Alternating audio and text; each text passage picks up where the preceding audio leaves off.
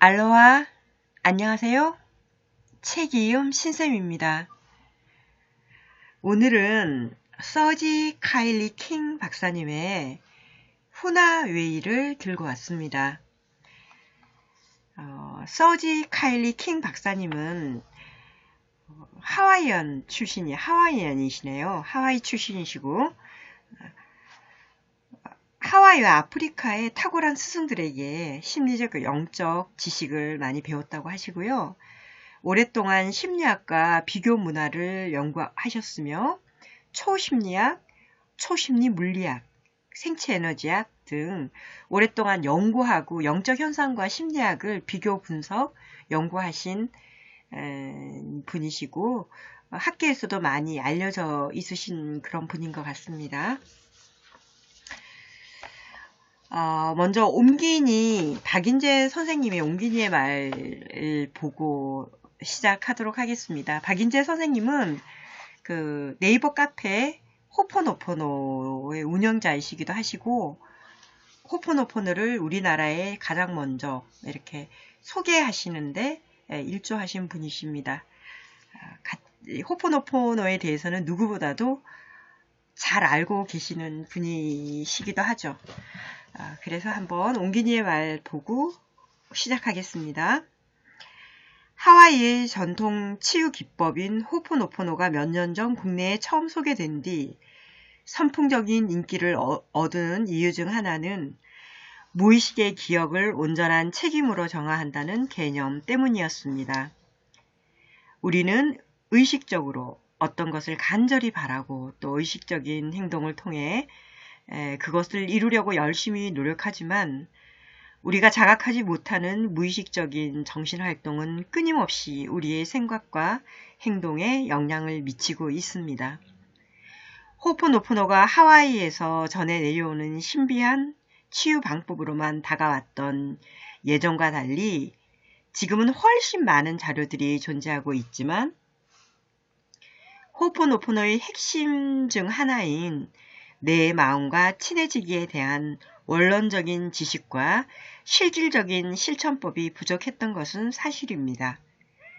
호포노포노를 한국에 알리고 관련 서적과 자료들을 조사하던 중 만나게 된 것이 바로 호포노포노의 원류이자 핵심 메시지를 담고 있는 후나였습니다. 후나는 하와이에서 전해지는 전통 철학이자 실천법입니다. 후나의 마스터들은 비밀을 간직한 자라는 뜻을 가진 카우나라고 불렸고 현대 호포노포노를 창시한 모루나 여사 역시 카우나였습니다. 후나웨이를 서양에 체계적으로 알린 킹 박사님의 책을 읽다 보면 이 세상에 존재하는 대부분의 자기 개발이나 영성 관련 지식들이 후나에서 출발한 것이 아닐까 하는 착각이 들 정도로 후나가 다루고 있는 영역은 광활합니다. 특히 후나웨이는 내면아이, 즉 잠재의식에 대한 깊은 지식을 전하고 있습니다.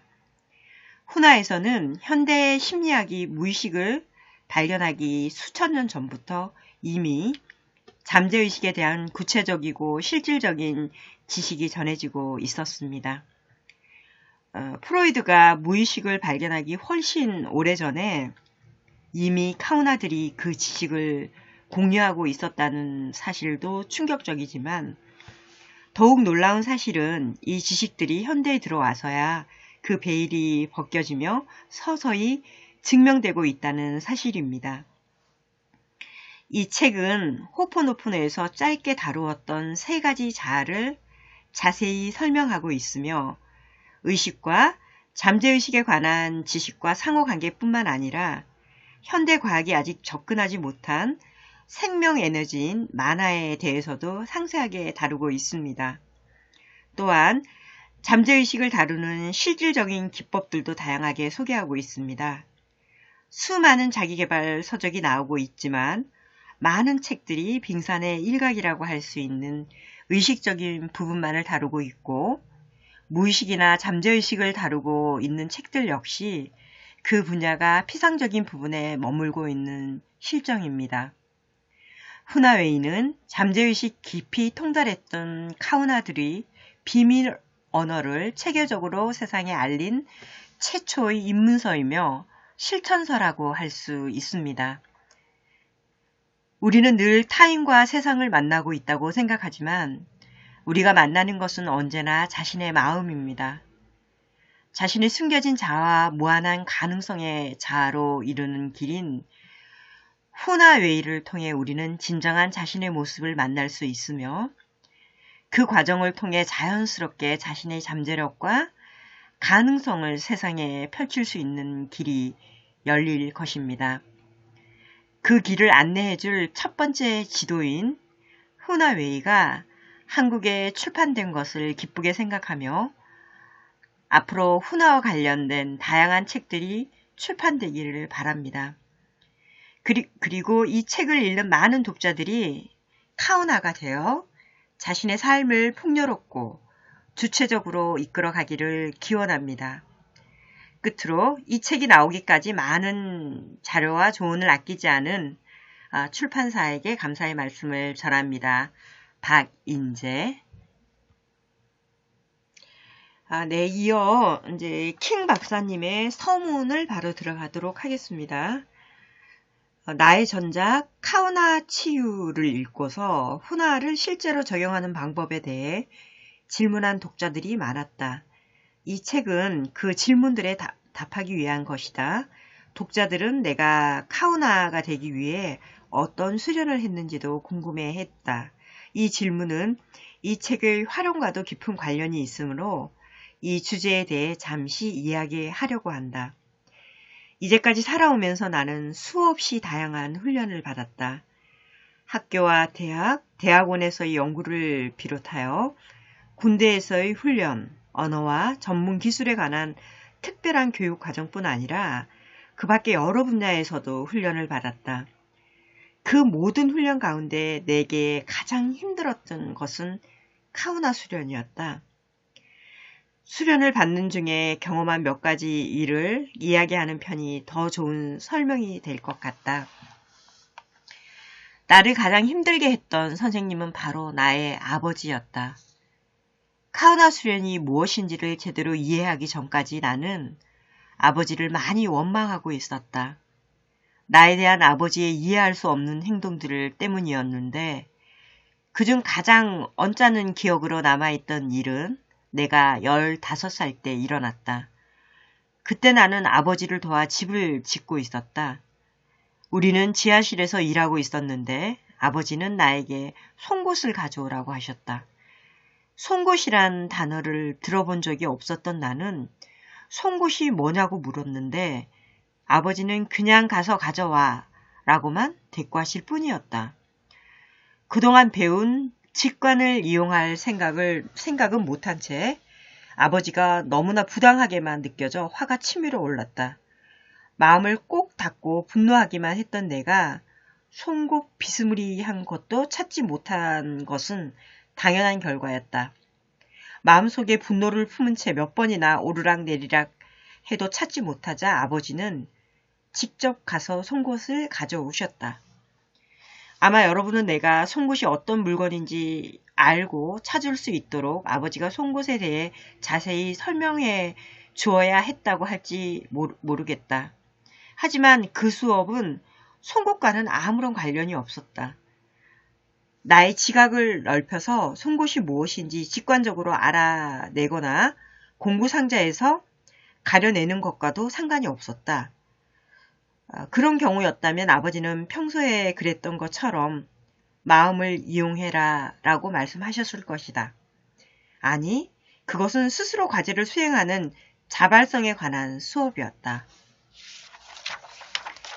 그 당시 나는 지금 이 순간을 더욱 잘 지켜보는 법을 알고 있었다. 여기에는 아버지가 지금 무슨 일을 하고 있으며 다음 작업을 위해 쓸 도구나 논리적으로 필요한 것이 무엇일지 알아차리는 것도 포함되어 있었다. 나는 의도하는 이미지를 마음으로 떠올리는 법도 알고 있었고, 내가 찾고 있는 것을 위해 잠재의식의 인도를 받는 법도 알고 있었다. 아버지는 당시 내가 이미 알고 있는 방법들을 사용할 기회를 주고 계셨다. 그런데도 나는 에너지와 재능을 분노로 낭비하고 있었던 것이다. 아프리카에서 있었던 일이다. 나의 멘토였던 음발라는 표범이 되는 강력한 내적인 경험을 하도록 나를 안내해 주었다. 며칠 후 그는 특이한 돌로 만든 큰 구슬을 내게 말없이 건넸다. 이게 뭐죠? 하고 묻자 그는 돌이지 라고 대답했다. 그건 알고 있어요. 뭐에 쓰는 물건이냐고요? 액마기 용도인가요? 그렇게 쓸 수도 있지. 그는 심드렁하게 대답했다. 약간의 실망감을 느끼며 나는 다시 물었다. 제가 이것으로 뭘 해야 하나요? 뭐든지 원하는 대로. 이것이 그의 대답이었다. 나는 어깨를 으쓱하며 고맙다고 말한 뒤 돌을 호주머니에 넣었다. 음발라와 함께 지내는 동안 그는 그 돌에 대해서 다시 얘기하지 않았다. 표범이 되는 내적 경험을 거치며 얻은 지식을 이용하면서 이 돌에 파장을 맞출 수 있겠다는 생각이 떠오른 것은 그로부터 5년이 지난 뒤 미국에 돌아와서였다. 그 돌을 가지고 어떻게 할 것인지 전적으로 나에게 달려 있었던 것이다. 다행히 내가 모든 수업에서 둔한 것은 아니었다. 나의 하와이안 아저씨 와나 카알리에게 배우기 시작했을 무렵에는 훨씬 잘 수련하고 있었다. 아저씨가 나에게 수련 과제를 주면 나는 주어진 과제를 수행한 뒤 스스로 최대한 응용하여 더 수련했으며 그 결과를 보고하곤 했다. 그러면 아저씨는 개선할 점들이나 더 수련할 사항을 얘기해 주었고 나는 그런 지시사항을 따르면서 내가 스스로 고안한 방법들을 추가했다.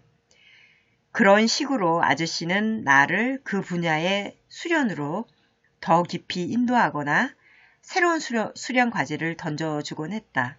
내가 수련을 계속하는 한 아저씨는 계속 가르쳐 주었고 나는 계속 배울 수 있었다. 내가 어떤 과제를 해내지 못하면 아저씨는 더 이상 그 수련을 진행하지 않았고 수련에 대해 다시 언급하지도 않았다. 나중에 내가 그 수련법으로 뭔가를 해내기 전까지 말이다. 카우나들에게 있어 자기 개발이란 자기를 개발하는 책임이 온전히 자기 자신에게 있다는 것을 의미한다. 우리가 얼마나 멀리 갈 수 있는지에 대해서는 한계가 없으며 모든 단계에서는 언제나 어떤 식으로든 안내가 주어질 것이다. 하지만 우리는 저마다 자신의 두 발로 직접 그곳까지 가야만 한다. 여러분을 밀거나 끌어당기고 구슬리거나 꼬드기고 억지로 강요하거나 이끌어서 그곳까지 데려갈 수 있는 사람은 아무도 없다. 카우나 수련이 쉽지 않은 이유는 바로 이 때문이다. 이 책 역시 마찬가지다. 여기에는 여러분이 삶을 실제로 변화시킬 수 있는 지식이 담겨 있다. 그 지식을 이용하기만 하면 된다. 일단 그 지식에 따라 시도해보고 실험해보면 배울 수 있는 것이 더욱 많아질 것이다. 하지만 단지 이 책을 갖고 있기만 하거나 읽고서 책장에 꽂아두기만 한다면 여러분에게 별 도움이 되지 못할 것이다. 여러분 앞에 그리고 주위 어디에나 놓여있는 더 큰 모음으로 인도하는 문도 열리지 않을 것이다. 모든 수업 가운데 가장 배우기 어렵고 또한 가장 중요한 것은 바로 자발성이다.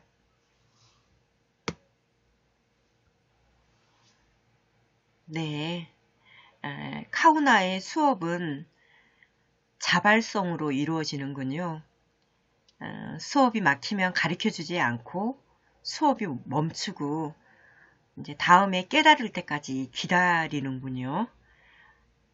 그리고 스스로 찾아가야 하는 수업이 이 카우나 수업인 것 같습니다. 그래서 모든 수업 가운데 가장 어려웠던 수업이 카우나 수업이라고 킹 박사님께서 말씀하고 있으신 것 같습니다. 그리고 굉장히 강력한 메시지로 느껴지는데요. 모든 수업 가운데 가장 배우기 어렵고 또한 가장 중요한 것은 자발성이라고 하네요.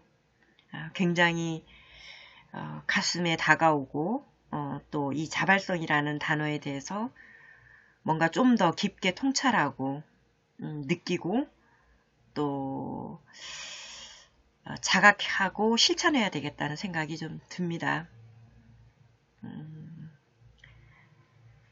특히나 교육에 관계되고 또 아이의 어머니로서 이런 부분을 크게 자각하고 적용하고 생각을 많이 해야 될 부분이 아닌가 그런 생각이 많이 드네요. 다음 장으로 한번 보도록 하겠습니다. 스스로 보고 스스로 듣는 사람이라면 누구든지 이 세계와 온 우주가 몇 가지 기본 원리에 의해 움직이고 있다는 결론에 이르게 된다. 이따금씩 드물게 깨달은 현인들이 나타나서 이 원리들의 전부나 일부를 발견하였고 자신이 발견한 것을 인류에게 전해주려 했다. 하지만 그들이 전해준 단순한 원리들은 그들보다 깨달음의 수준이 낮았던 후대인들에 의해 덧붙여지고 부연되고 왜곡되었다.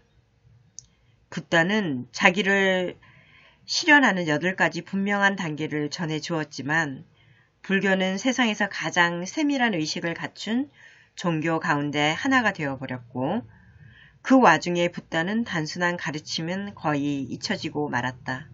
붓다의 단순한 가르침은 거의 잊혀지고 말았다. 많이 어렵게 되어버렸죠. 저도 이게 부처님의 말씀, 초기 부처님 시대의 어떤 가르침들을 이렇게 전해 들을 수 있는 시간들이 좀 있었는데 너무나 단순하고 간단하고 누구에게나 너무나 분명한 가르침들이더라고요. 굉장히 단했습니다. 그 가르침에. 그 부분들을 잠깐 설명하는 것 같아요.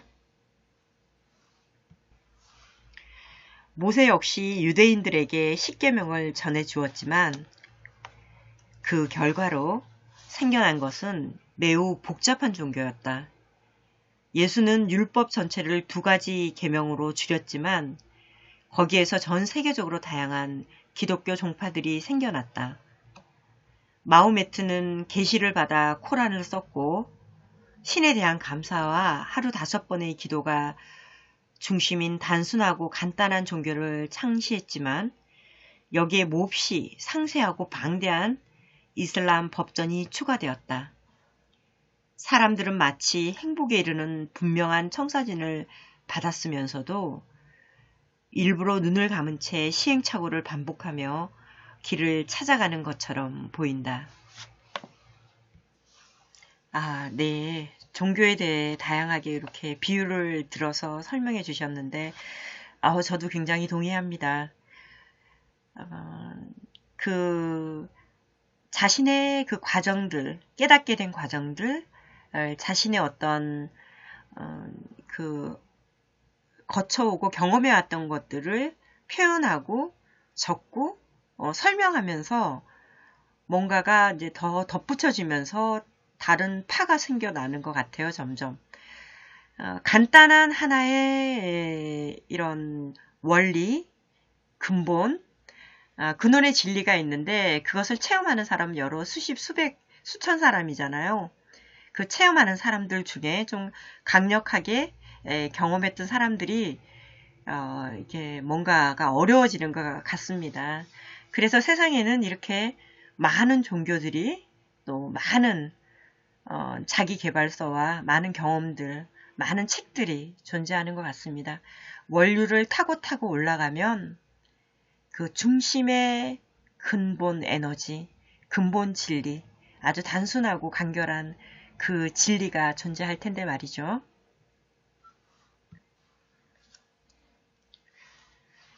네. 위대한 종교 지도자들의 공개적인 가르침 외에도 비밀의 가르침이 스승에게서 가장 가까운 제자에게로 대를 이어 전해 내려왔다. 그 가르침은 신과 우주의 진정한 본질에 관한 것이었다. 노자는 도덕경에서 담긴 그의 가르침의 참뜻을 주의 깊게 가렸으며 단순한 언어를 사용하여 여러 가지 방식으로 해석될 수 있는 여지를 남겼다. 황금꽃의 비밀을 지은 중국인 저자도 이와 비슷한 목적을 위해 우화를 써서 얘기했다. 보리달마는 붓다의 비밀스러운 가르침을 중국으로 전했다고 하는데 그가 발전시킨 중국의 선불교는 나중에 일본의 선불교로 이어졌다. 이보다 훨씬 오래전에 파탄잘리는 요가의 비밀스러운 가르침을 경구 형식의 글로 써서 하나의 책으로 묶었고 훨씬 나중에는 수피들이 이슬람의 비밀스러운 가르침을 간직하고 있다고 했다. 비밀의 가르침들은 구약 성서뿐 아니라 초기 헤브라이 문헌에도 담겨 있다. 초기 복음서를 쓴 기자들도 복음서의 글들에는 숨겨진 의미들이 있다는 점을 분명히 밝혔다. 예수 역시 우화들의 의미를 제자들에게만 비밀리에 설명해 줄 것이라고 여러 차례 얘기했으며 그의 말에 담긴 진정한 의미는 오로지 이해할 수 있는 사람에게만 알려질 것이라고 군중 앞에서 말하기도 했다. 이 밖에도 사람들에게 알려지지 않은 티베트의 은둔 수도원들에는 삶의 비밀들이 보존되어 내려온다는 이야기가 여전히 전해지며 장미 십자에 같은 비밀 단체들은 공개되지 않은 진실들을 간직하고 있다고 주장한다. 하지만 분명한 사실들이라도 그것들을 볼 수 있을 만큼 훈련되지 않은 사람들에게는 비밀처럼 보일 수 있다. 거의 모든 종교의 공통적인 한 가지는 인간의 영적 본성에 대한 믿음이다. 그런데 불행히도 많은 사람들은 이 본성이 원래 악하지는 않을 것이라고도 않을지라도 적어도 오염되었다고 생각한다. 어떤 사람들은 영성을 강조한 나머지 신체를 손상시키기까지 한다. 또는 자기와 다른 종교를 믿거나 다른 종교적 수행을 하는 사람들을 악하고 무가치한 사람으로 여긴다. 그 결과 사람들은 물질 세계에서 살고 있으면서도 현실로부터 도피하려는 욕망을 갖거나 미래 혹은 영적 세계에 존재한다고 믿는 궁극의 행복이라는 목표에만 관심을 쏟으며 물질 세계를 무시하거나 비하한다. 이로 인해 불행이 만연해졌고 피비린내 나는 전쟁들이 일어났으며 지상에서의 행복에 대한 희망은 거의 사라져버렸다. 그러다가 어느 시점에 새로운 가능성들이 지평선 위로 떠올랐다.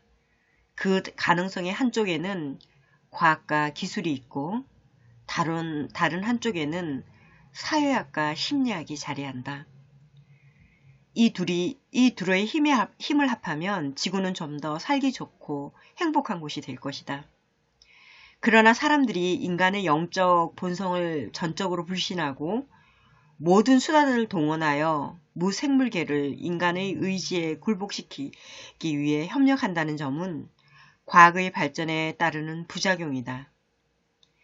대부분의 과학자, 기술자, 사회학자, 심리학자들은 인간을 오로지 육체적인 존재로만 본다. 화학물질의 임의적인 결합체이자 고장나기 쉬워서 주의 깊게 살펴보고 통제해야 하는 기계로 보는 것이다. 더욱이 그들은 인간과 자연을 지배하는 것은 물리적인 법칙뿐이며 우리가 이런 법칙들을 이미 잘 알고 있다고 믿는다. 그래서 물리적인 용어로 설명할 수 없는 것들과 맞닥뜨릴 때마다 그들은 무시하거나 사기에 불과하다고 단언하며 그것들을 없애버리려 하거나 터무니없는 복잡하고 추측에 불과한 설명들을 지어낸다. 한편 전통 종교와 현대 과학의 실패에 절망한 사람들은 자신의 환경을 통제할 수 있다고 약속하는 다양한 형태의 오컬티즘이나 마법 같은 중세의 기법들을 부활시키려 하고 있다. 이런 기법들은 진실의 요소들을 담고 있으며 재미있을 수도 있고 위험할 수도 있지만 그 결과는 대개 계획과 상관없이 제멋대로 나올 수 있다. 사람들이 취하는 또 하나의 길은 긍정적인 사고와 관련된 것들이다. 이 길에는 많은 장점이 있지만 개인의 변화에 한정되며 그 결과물 역시 계획과 상관없이 제멋대로 나올 수 있다. 끝으로 마약에 의존하는 문화도 존재하지만 이것은 순전히 도피주의일 뿐이며 언제나 파괴적인 결과를 낳는다. 이 모든 어둠 속으로 훈화의 밝은 빛이 들어온다.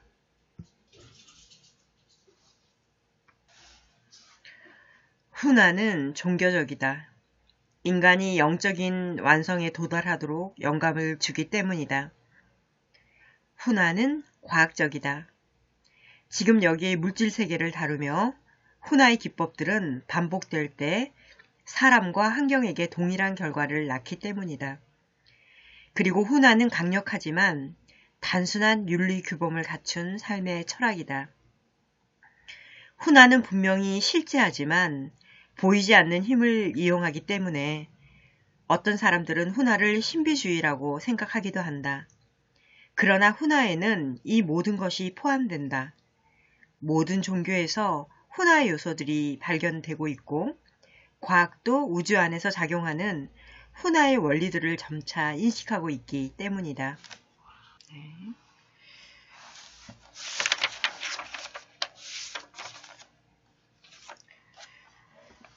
훈화 외이니까요. 훈화 철학의 기본 원리에 대해서 잠깐 살펴보고 가겠습니다. 훈화 철학의 가장 근본적인 개념이 있다. 그것은 우리 모두가 자기의 믿음과 해석, 행동과 반응, 생각과 감정을 통해 자기의 현실의 경험을 창조하고 있다는 것이다. 이는 우리의 믿음과 해석 등의 결과로 우리의 현실이 창조된다는 말이 아니다. 우리가 바로 창조자들이며 우주와 함께 창조하는 공동 창조자라는 뜻이다. 훈화는 의식적으로 창조하는 법을 배우는 과정이다. 이것은 훈화에서만 있는 독특한 개념이 아니며 거의 모든 종교에서도 대개는 비밀스러운 가르침으로 공유되고 있다. 하지만 안타깝게도 널리 전해지거나 실천되는 경우는 거의 없다. 현대사회에서는 종교를 삶의 다른 측면들과 분리시키는 경향이 있는데 이런 분류는 자의적이며 잘못된 것이다. 훈화의 관점에서 보면 모든 체계와 범주, 분류는 모두 우리 자신이 만들어낸 것이며 따라서 모든 것을 다른 방식으로 새롭게 분류할 수 있다.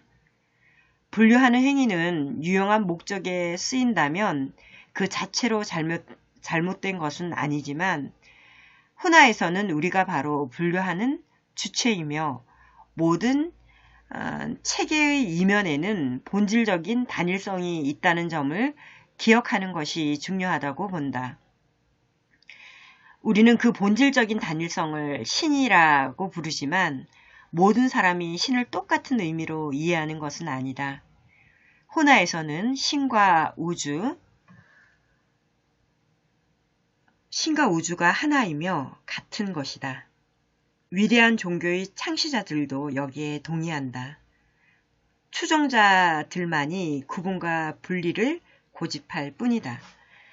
하와이에서는 이 영원하며 무한한 존재를 쿠물리프라고 부른다. 쿠물리프는 흔히 생명의 근원으로 번역이 되지만 거대한 신비를 의미하기도 한다. 더 중요한 점은 그 이름의 각 음절이 합일의 의미를 내포하고 있다는 것인데, 이는 그 신비와의 합일이 가능하며 바람직하다는 것을 나타낸다. 비밀을 뜻하는 훈화의 음절들에서도 합일의 의미가 담겨져 있다는 것은 우연이 아니다. 훈화 지도자들이 여러 가지 방식으로 훈화의 원리를 제지하지만 여기에서는 훈화 협회에서 가르치고 실습하는 기본 원리들을 바탕으로 설명한다.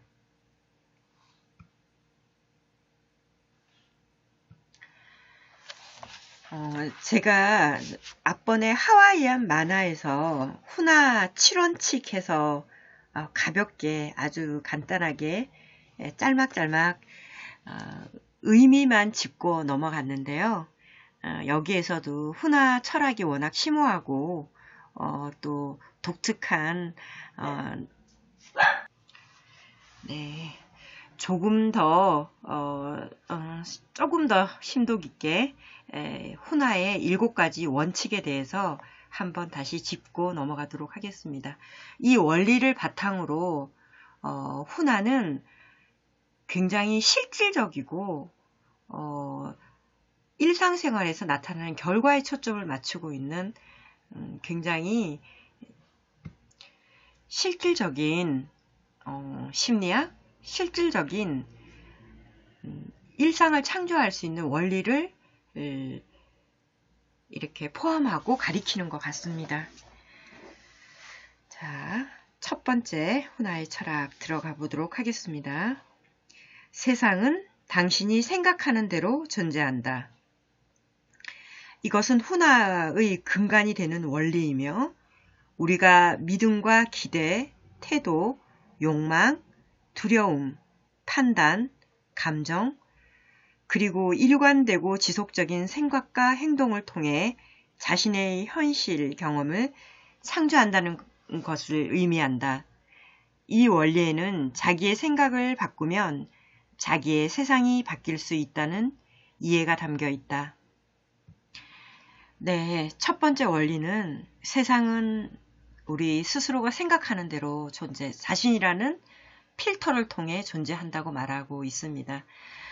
쉬운 일례로 물이 반컵밖에 안 남았네? 물이 반컵이나 남았네 라는 시선과 견해인 것 같습니다. 자신이라는 필터를 통해 명명하고 정의하고 선택한 결과에 따라 자신의 삶의 방향성을 결정한다는 것이죠. 그래서 많은 자기계발서들에서 얘기하듯이 긍정적인 마음, 긍정적이고 선한 마음을 가지고 행동하는 것이 좋은 것 같습니다. 좋은 것 같은 게 아니라 세상을 창조하는 가장 핵심 원리입니다. 1번입니다. 두 번째, 한계는 없다.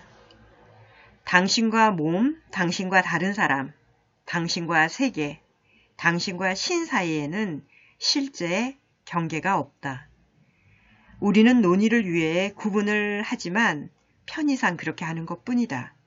다시 말해, 분리란 하나의 유용한 환상에 불과한 것이다. 이 원리에는 창조성을 위한 잠재력은 무한하다라는 의미도 담겨 있다. 우리는 상상할 수 있는 것이며 무엇이든지 여러 가지 형태로 창조할 수 있다. 우리가 소우주라고 하잖아요.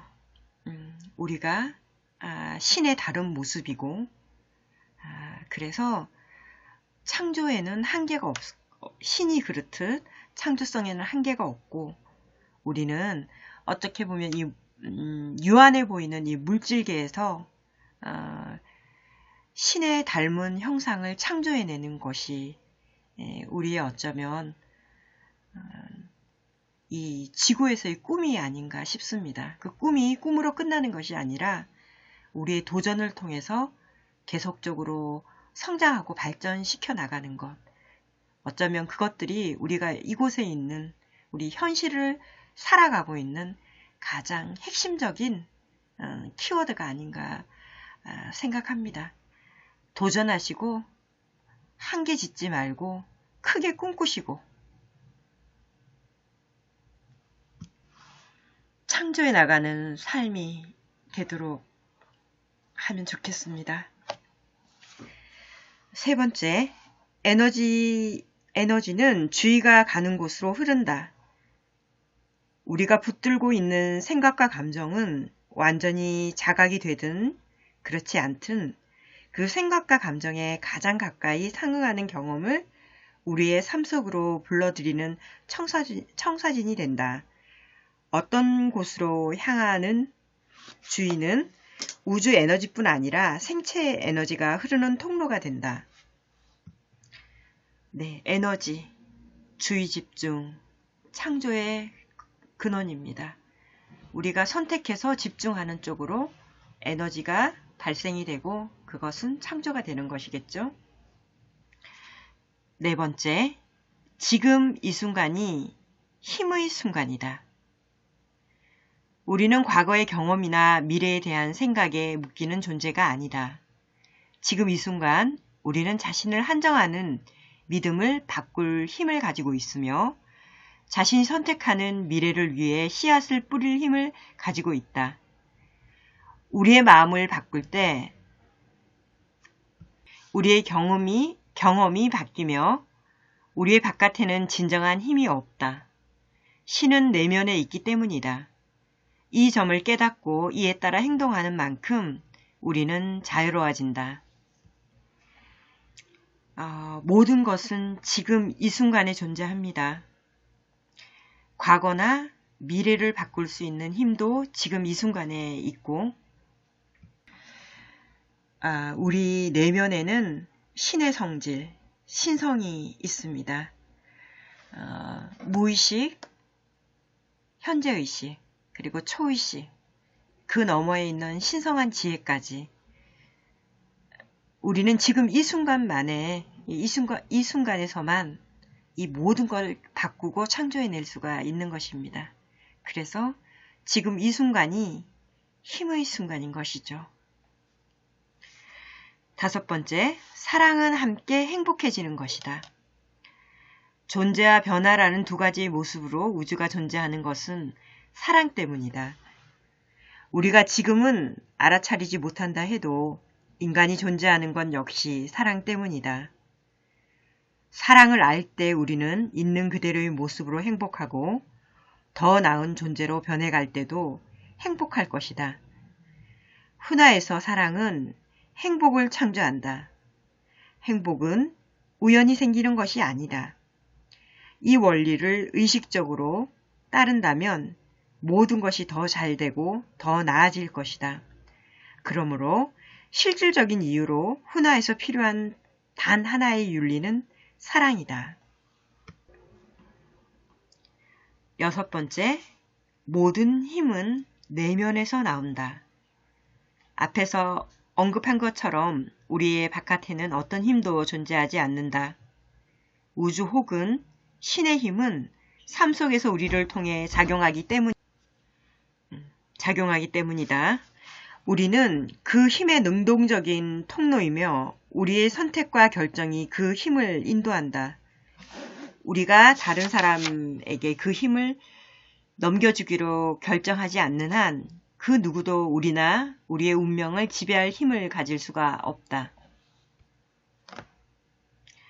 네, 신의 힘은 우리를 통해서 흐르는 우리는 그 힘의 통로입니다.